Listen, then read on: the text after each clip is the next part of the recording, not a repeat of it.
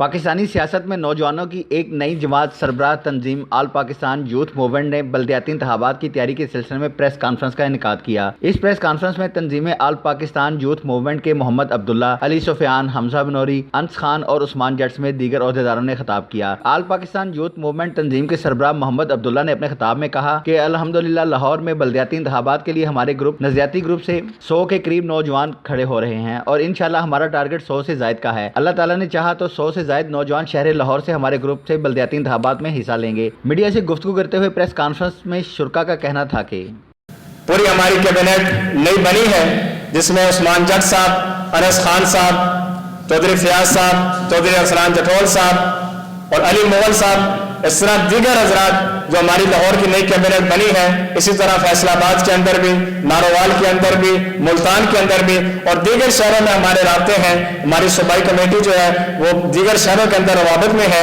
انشاءاللہ ہم ان شہروں کے اندر بھی دورہ کریں گے اور ایسے نظریاتی نوجوانوں کو کھڑا کریں گے جو اس ملک کے نظام کو بدلیں گے، جو جن کے دل کے اندر یتیم کا، غریب کا، مسکین کا درد ہوگا۔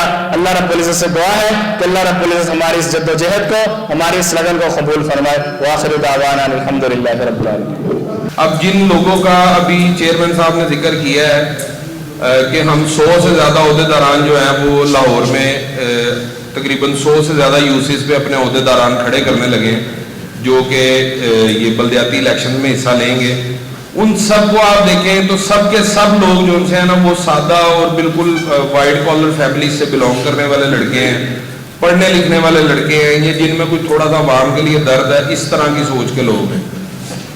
کسی کا کوئی بہت بڑے بنگلے نہیں ہے، کوئی بڑے جگیردار کا بیٹا نہیں ہے۔ آپ کی زندگی سے جڑی تمام چیزیں، چاہے وہ سوئی سے لے کر تیل تک، گاڑی سے لے کر جہاز تک، سڑک، بجلی، پانی، گیس، ان تمام چیزوں کے فیصلے سیاست کے ذریعے ہی طے کیے جاتے ہیں۔